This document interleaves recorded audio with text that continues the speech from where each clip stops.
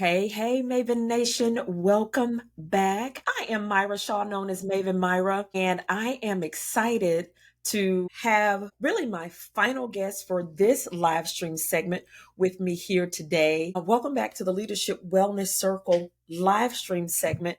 This really is a precursor to the Leadership Wellness Circle podcast, which kicks off April 1st for season 3. That is Listen, I'm pinching my own self by even just saying that. And also, April 1st, the Leadership Wellness Circle membership kicks off. Y'all see my consistency there? Leadership Wellness Circle. It's all things. And the Leadership Wellness Circle really is a vibrant community for high performing women leaders and founders seeking to lead powerfully and, very important, and to live joyfully. We blend professional development with purposeful play to redefine success without burnout. And the Leadership Wellness Circle membership enrollment is open through the end of this month. So March 31st is the last day to enroll for that. Otherwise, you'll have to join us in 2026. I know that seems so far away, and yet it'll probably feel like it's in 2 more days, right? But we are hosting a live launch party. It's virtual this coming Sunday, and you can get some information at the link that's shown on the screen. If you want to join us for that, you'll be meeting some of our community partners and really learning more about what will be happening inside the circle. So, again, you can get more information and register to join us for the virtual launch party. That's this Sunday at 6:30 p.m. Central. Now, Maven Nation, drop some love in the chat for my guest, Mueller-Douglas. I met Melissa, was it Afrotech or Black Entrepreneur Week? Afrotech. It was during Afrotech, that's right. Afrotech Week that was in Houston last year in 2024. She was facilitating a session, and I was the MC of this multi-day event and was kind of running around and like was kind of zooming through the room at one time and heard Melissa's so calm and soothing voice. And I was like, I should probably stay for this. I should probably see what's going on here. And so really loved enjoying hearing her talk about chocolate mindfulness. Like when I heard that, I was like, huh, that sounds intriguing. I should learn what that is. But Melissa's a mindfulness expert, licensed master social worker. I love that she's a volleyball player. That is my latest sports addiction. Love women's volleyball, world traveler, and a person that you can't catch imposter syndrome from because she doesn't have it. I love that. She is the CEO of My Retreat, which she's going to share some information about us with that. She works as a catalyst to create the environment for genuine team building through chocolate, not trust falls, not leaning back and making sure your teammates grabbing you, but through chocolate. So, Melissa, welcome to the live stream, and tell us a little bit more about yourself and what led you to become a mindfulness expert. I love that. Thank you, Maven Myra. Well, the reason why I chose chocolate mindfulness is because I, way back when, had graduated with my master's in social work from the University of Wisconsin-Madison, got married. This is going on year 14. Excellent. And we moved to a new city and had our first child, all within the span of 1 year. And I asked my colleagues, what do you do for self-care? Because I was finding myself losing some of my identities. I wasn't getting those stamps in my passport as frequently as I was previously. I was not getting as much sleep, all the things that new parents experience. They told me that they were going to wait until their kids went off to college before they were going to focus on themselves. And I realized I either needed new friends or we needed to solve this problem. Right. So that's how we got started. And the chocolate piece, chocolate is a love language for many of us, a go-to for a lot of people when they're feeling happy, when they're celebrating, when they're feeling sad, right? Like pretty much every emotion on the emotion wheel you can pair with chocolate.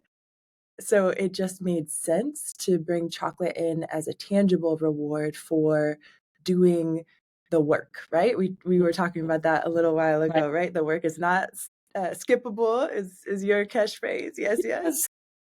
And it's so important when you're helping to motivate yourself or when you're getting in a position to want to keep going, to reward yourself even for the little things like pausing to prioritize your wellness.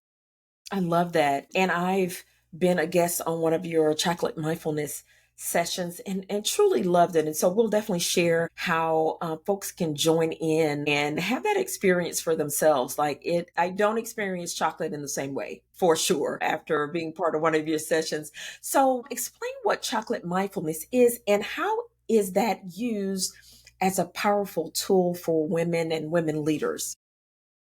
Yes. Chocolate mindfulness is my blue ocean strategy.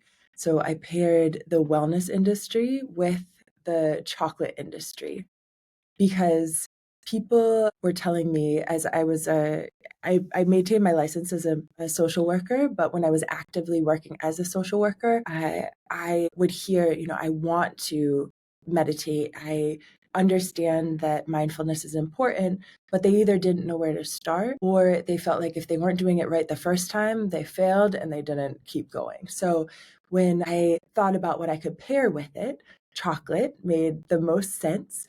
Of course, I crowdsourced that too during, at my company through my retreat. People were saying, they eat a piece of chocolate every day anyways. They'd love to put some intentionality behind it and have a purpose to eating that chocolate. So that's why we combine the two. And so that intention piece is key to chocolate mindfulness. So it's not that, you feel happy and you just reach for a chocolate bar and you eat the whole thing, right? I'm not suggesting that people eat king size anything. We definitely recommend small pieces of high quality chocolate and bonus points for chocolate that comes from a company that cares about social good as well, right? Giving back, making the world a better place. But the idea being that when you pause intentionally to practice any sort of meditation, whether it's a 2-minute meditation or a whole day silent retreat, right? You can then gift yourself this small piece of chocolate because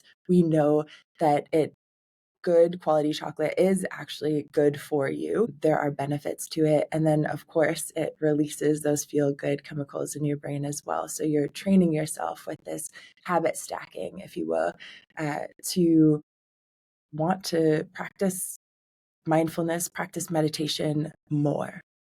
Yeah, I love that. And here's something I just thought about. I don't know if a definition or explain what mindfulness is.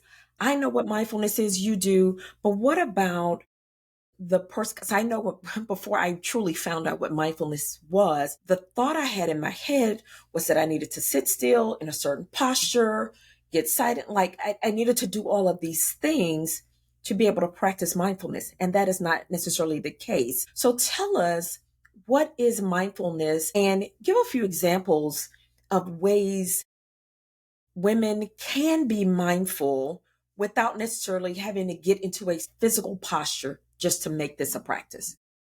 Yes. Well, the image that comes to mind for me when people describe meditation and mindfulness that way is like Rafiki from The Lion King, right? Not a necessity and not always doable for people who want to be moving and they find their state of relaxation or flow when they're moving. So first of all, every single person listening right here, right now, knows how to be mindful. And I say that with the utmost confidence. We all know what meditation is, whether we have the words for it or not. And so I ask you to think about when you were a child, or if you have a child, or you've seen, a niece or nephew when they're eating really good food. Our kids, they hum. It's the highest compliment when when I cook. They don't even know they're doing it, but they're humming. They're truly savoring the food, right? They're looking at the textures. Maybe they're playing with it too, but they're looking at the colors, they're enjoying the aromas and the tastes. So that's one way that we are all capable of being mindful and have been growing up. Another example of that is if you see a child with a ladybug, right? For those who aren't afraid of insects, if they see one, especially for the first time, when they're looking at it and they're watching it crawl and they're trying to, have it get on their finger and then they see it fly away, they're not worrying about the past or thinking about the future. They're right there in the present moment. So, whatever that looks like for you, for me, it's volleyball. When I'm on the court, I am not thinking about the financial quarterly report that I owe my board, or right, or what happened yesterday. I'm just thinking about the sound of the ball when I block it, because that's what I do. So so there are so many examples, but to break it down to the most simplistic version that I know to be true, and the people who come to me saying what they want, right? They start out with, I want to focus, Mhm. or I want to be relaxed. And so when you ask those five whys, brings them to that root desire, which is to really be present so that it doesn't feel like in 2 days it's going to be 2026, or Mhm. Mercy. like time is flying and we're not even sure what day it is.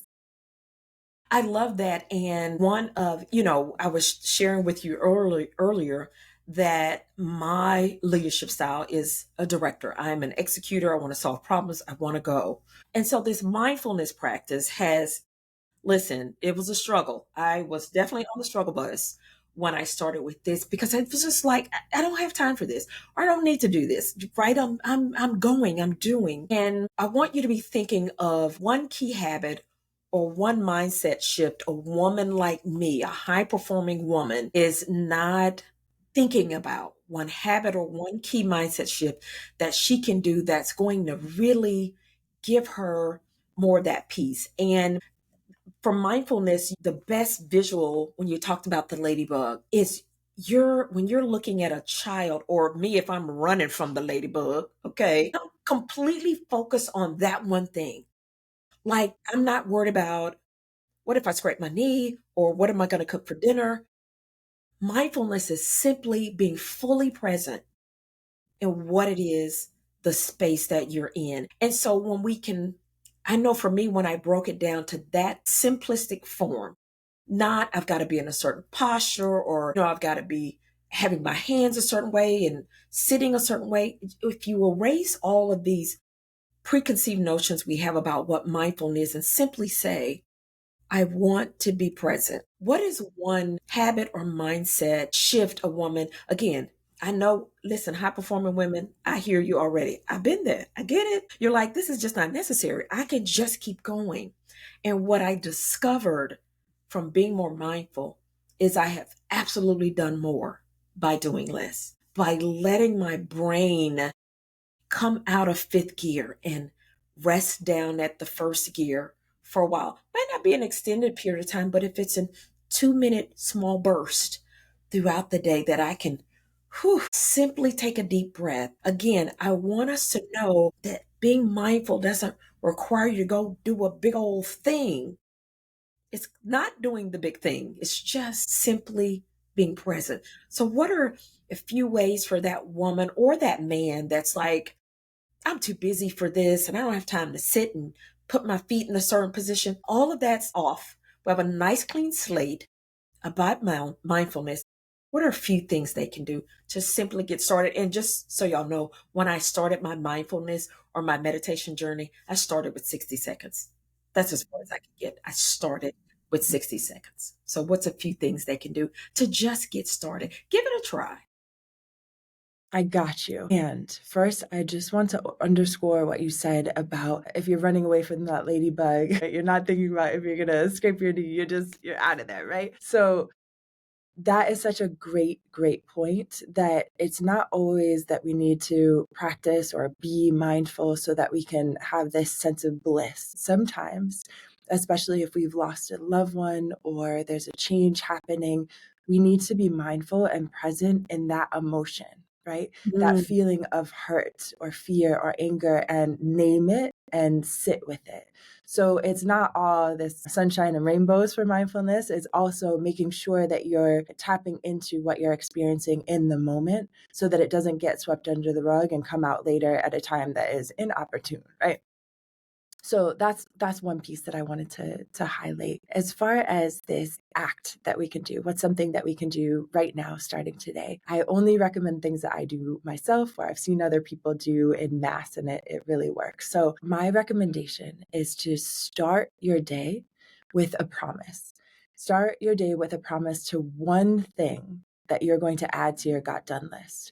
So whether that's for your personal life, for your professional life, whatever it is, if you could complete one thing that day, and by the time you lay your head on your pillow, you feel content because you finished that one thing, do that at the crack of dawn or as close to it as you can handle, right? So that is one piece, because when we make that promise to ourselves and we keep the promise, right? We don't procrastinate, we don't delay, leave it to another day or another week. We're building that muscle and we're building that confidence in ourselves that then helps us when we know that we got that one thing done. Now we can have a moment of rest. Now we can have a moment for eating a piece of chocolate mindfully, right? You're giving yourself permission to do the things that you know are good for you, that you know will bring you joy, but because you got that one thing done at the beginning of the day. So that is a practice that has really, really helped me, where by 9 a.m., sometimes earlier,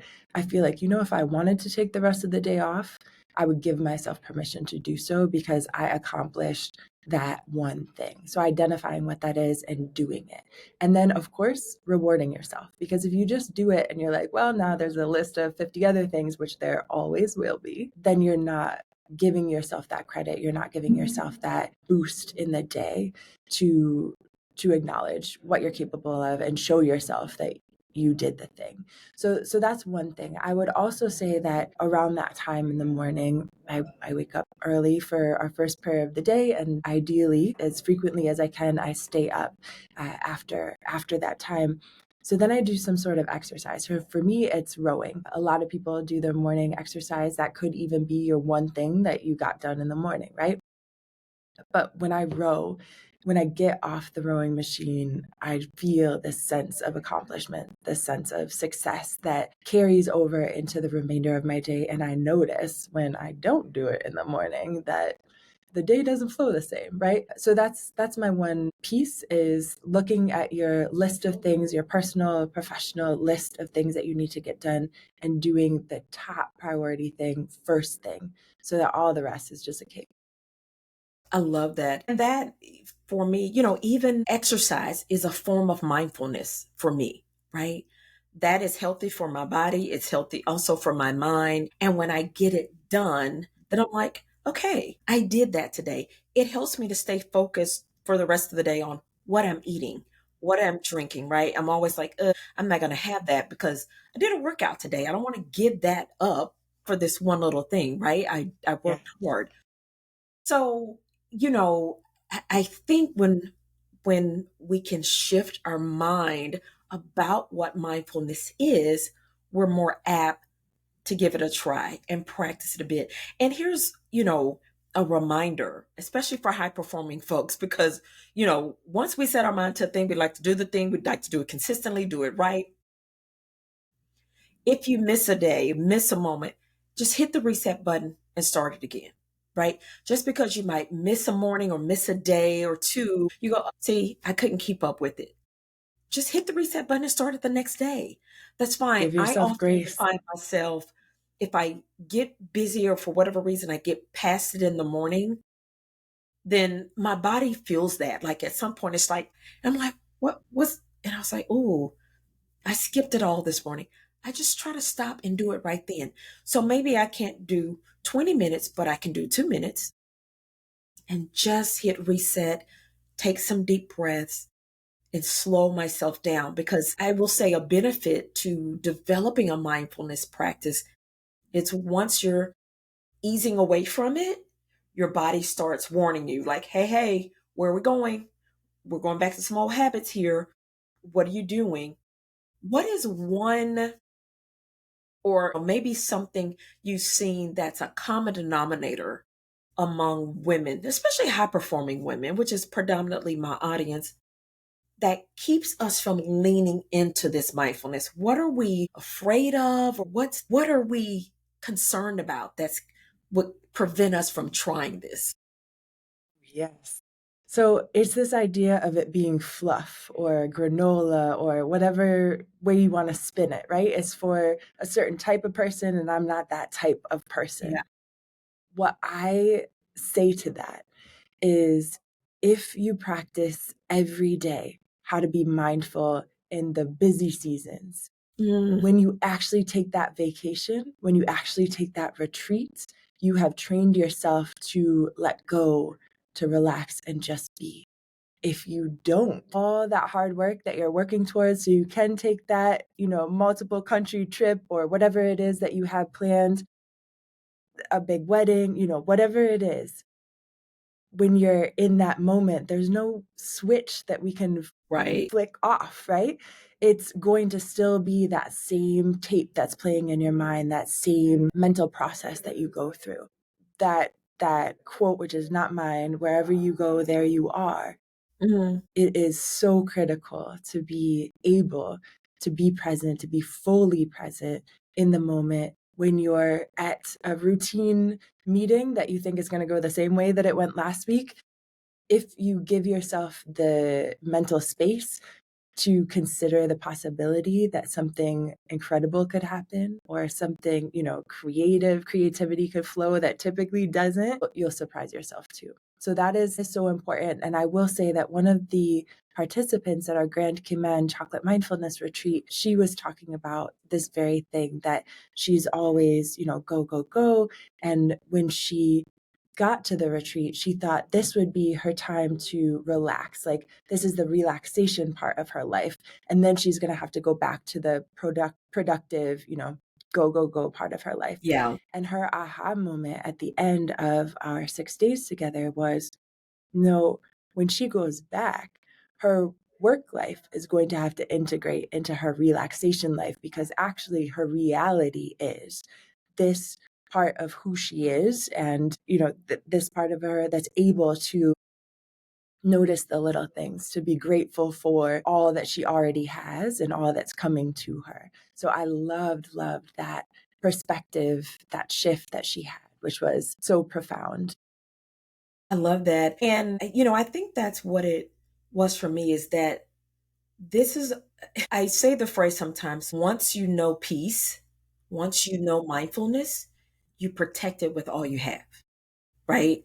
You don't want to go back to the go, go, go, go, go, go, go. And your mind is just always spinning and going, right? Once you've done enough work to recognize, or your body recognizes, whoa, whoa, where are we going here?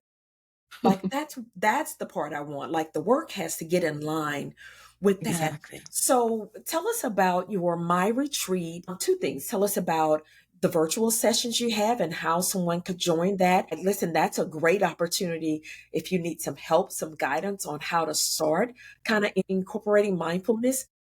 Melissa's virtual sessions are awesome for that. And then also tell us about your My Retreat and what that looks like. What would a person gain by attending that? Because that too could be one of those big goals that we have for the year. That I'm going to begin this practice as an important part of my life, and it's not going to be just kind of an adder, but this is going to be the center of what I do. So chocolate mindfulness is packaged into three different options. The first is the My Retreat, which has daily 2 to 3 minute meditations that you pair with chocolate as your tangible reward. That is a non negotiable. And I say that in jest. Of course, there are people who don't like chocolate. I've met a bunch of them. And so I We're know they tapping. exist, they're out there. But we hear that they're using a piece of fruit, right? Maybe like dried apricot. They're using all sorts of things to reward themselves with something that they enjoy. So every Wednesday at 2 p.m. Eastern time for 20 minutes, I hop on live through the My Retreat app and I'm there to support. So anyone who's using the app with those meditations can come in, chat with me, and build community with the other people who are using the app as well. So those 20 minutes, we have an intention that we set together and we do a meditation for a few minutes, and then we focus on what that one simple thing is that you can get done with the remainder of your day. at work or at home, wherever you are as a professional that day, one thing. And that is so powerful because by 2 o'clock, we're looking at our to-do list, like how much more can we get done before either the kids get off the bus or, all the things before I have to start dinner or whatever that looks like for you. And just collectively identifying what that one thing is, you automatically get accountability partners. People are building friendships where they're like, ooh, the way you said that was so wise. We need to be friends, which I love to hear and see because a lot of highly performing women executives, women in leadership positions are not engaging with the friends that they used to on the same level that they used to, or they just, they've moved into a new role and now they're managing the people who used to be the friends. And there's so many shifts and so many reasons why it's critical to build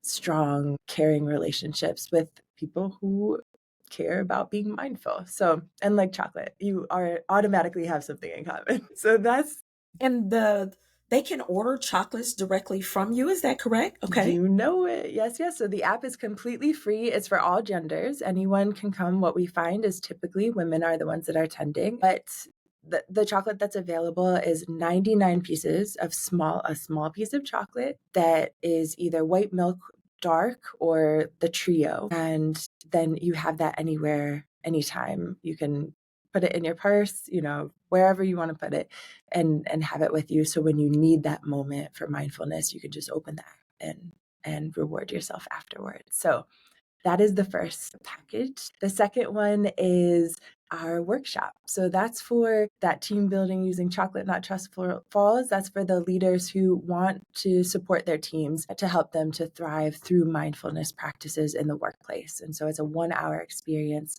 which has all the same elements that are in the app, but over the course of 1 hour. And there's so many benefits to that because those water cooler conversations aren't happening sometimes at all or the same way that they were with hybrid remote teams. So we do those virtually and we also do them in person.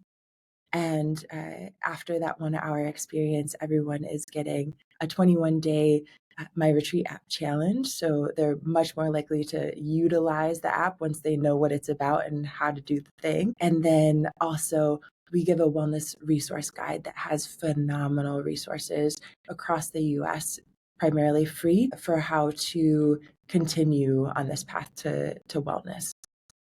So that's the wellness workshop. This next quarter, I haven't announced this anywhere else, so I'm excited to share that we've partnered with Iambic, which makes custom shoes. They are leather shoes from Portugal, no size. You use AI to take photographs of your feet and answer this intensive survey, and then they send you a pair of shoes that fit like for Cinderella, right? So we're partnering with them so that everyone who does a wellness workshop has one pair of those to give away to their team. So really excited for that collaboration.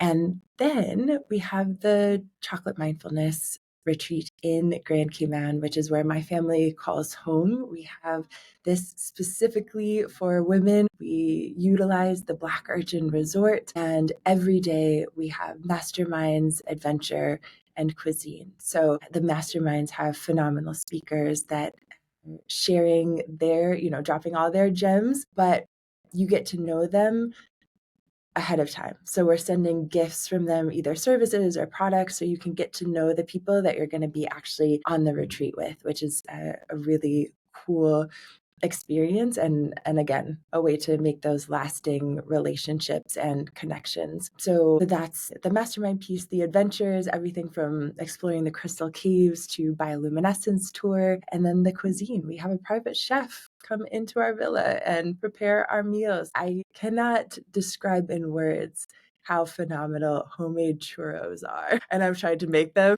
It's different when a chef has mastered it over a long time. Right. uh, yeah, so we go to restaurants during the day and then have our meals all together at this gorgeous, luxurious dining room table. So that's how we support executive women in summoning bold confidence. I love, love, love, love all of those. And I encourage, especially again, the high performing women, because again, I had the thought like, this is not necessary, or I don't have time for this. And it really has impacted my life being able to incorporate mindfulness in a way that has been nothing but good, really nothing but good. And it didn't, once I could get past the stereotypes of what I thought mindfulness was, what it should look like, what position I should sit in, all this stuff, right? Then I was able to really embrace what it could be for me. And I Yes. always say this to women that what it might look like for me, it doesn't have to look the exact same for you. The power of mindfulness, meditation, quiet time is that you create what works for you, right? My quiet time is not going to look the same, feel the same as a mom who has two small children at home. My husband and I are empty nesters. I could kind of do my quiet time almost anytime I want, right? It's not the same schedule when you have little ones running around. So really look at this from a perspective as a high performing leader, an executive woman, a leader in any capacity. This is really you taking care of yourself more, right? Leaders, when we set the good example, then those that we're leading can see, well, if my leader's taking time for themselves, I think I can. We're talking about, I started with 60 seconds, 1 minute. If no one can miss you for 1 minute, oh man, we have a whole different conversation to have, right? That's a different beast. But Yes. just think about it. If you're just starting with mindfulness, think about starting with 60 seconds, just 60 seconds, and see how that feels. And, I think the first challenge for me was just getting my brain to submit, to stop wanting to. You're trying to relax right now, but you got 60 emails to send and five people to text back. And like, it wants to give you a task list. It wants to tell you all the things. I had to just keep working through and resisting and keep pushing and keep pushing. And some days I could into my 60, and other days I was fighting the whole time to try to, nope, nope, brain, get back over here. Settle that. Like it was a struggle. And I still have those days. So I want women watching this, listening to this, to remember, most importantly, give yourself grace. My other sweatshirt says, be gentle with yourself. Be gentle with yourself. This is, for me, it was learning a whole new thing. I was very successful at going. I had created a lot of success around that. And so that was my first kind of resistance like, this is working for me. Why do I need to do something different? But we do know the older we get, that staying in that go mode, it just doesn't serve us well. So, what is one last virtual hug you can give a woman she's thinking about it? And she's like, Myra, I hear you. Melissa, I hear you. But, I just don't know if I can do it or if I need it. What's going to be that thing you can share that at least gets a try? Like, give yourself permission to just try it. That's what it is. So it is a challenge that I extend to each one of you who's listening to the next time you see a piece of chocolate, just pause, right? Use that as a trigger and pause for whatever those 60 seconds could look like for you in the moment. It does not need to be quiet. It does not need to be dim in the room, right? Nobody even needs to know that you're doing it. But if you can pause and just look at that chocolate, look at the textures, the colors, the shape, the size, then move into smelling that chocolate, right? Notice if you're smelling anything savory, anything sweet, maybe dairy, right? Anything that you can pick up by smelling it. And then just hold it in front of your lips for a moment and see what happens. It's amazing when you let that anticipation build just a little bit. And there are so many techniques to eating chocolate mindfully that we do, but however you eat the chocolate is absolutely the right way. So, you don't have to sit there and torture yourself letting it melt on your tongue, right? You could just listen to the sound when you break the bar, or when you take that bite, right? And then just slowly savor that chocolate, whatever that looks like for you. And after that 60 seconds, this trial period, right? See how you feel. Think about, okay, what was that 60 seconds like? And if you didn't like it, say no. It's my favorite word, right? You tried it, you didn't like it, just keep eating, whatever you eat for candy and chocolate snacks while you're watching TV. And later you're like, wait a minute, where did all those chocolates go? Keep doing what you do. But if you liked it, challenge yourself to maybe 30 seconds more or a minute more the next time and see how you can build on this practice to get you to a place where, let's say, for example, you go to a massage, right? I go to a massage once a week. During that time, if it's 30 minutes, 45, 60, however long, I go for 60 minutes, but use that skill set while you're lying there relaxing and see if you're noticing the colors in the room, the aromas. Maybe there's aromatherapy, right? Of course, you're not tasting anything, but the idea being that how can you transfer this skill to other areas of your life so that your mind isn't going through that list of, however many 5 texts and 60 emails that you mentioned? And if you like that, just keep going. I love that. I love that the challenge is just to keep applying mindfulness in as many areas of your life, many moments that you can. Ladies, take it from a fellow high performer. It really does work. It really does help. I shared with Melissa before we started streaming that I've learned that with mindfulness, I've done more by doing less. It's just like you don't have to be in that tensions, go, go, go, go, go. Got to do all these things all the time, right? There are definitely moments in our day or work that we need to speed up a bit, but that should not be our lifestyle. That should not be the lifestyle. So thank you, Melissa. I always look so forward to our conversations. I was telling her it's been a very busy week, and I was looking forward to this conversation because Melissa just has that voice where you just go, you know what? This is all going to be fine. It's all going to be fine. And I really can slow down, calm down, and have moments of mindfulness for this. Melissa, we're going to drop all of your links in the bottom of this live. I saw that an arrow popped up on LinkedIn, so I don't know if it's streamed there, but I'll drop the replay over there and we'll put the links to your My Retreat and your 3 different ways where people can really learn a bit more about this and connect with you and your team. And hopefully you'll get to see more of these wonderful folks in the Grand Bahamas, the Caymans, right? Yes, yes, that would be beautiful. My Retreat. So thank you for joining me today and really putting a beautiful bow on this first quarter live stream segment that I've been doing since January, every other Thursday. So this is the last one before we launch into season 3 of the podcast, launching April 1st. And then the Leadership Wellness Circle is launching. The membership is launching April 1st.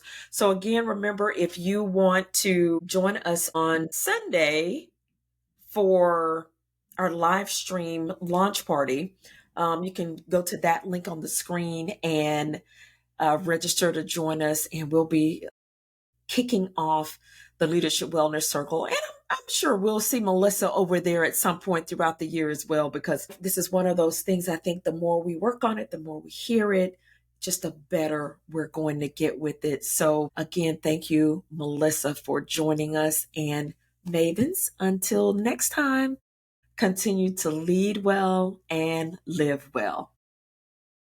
Thank you, Melissa. Thank you. Hold on one second for me.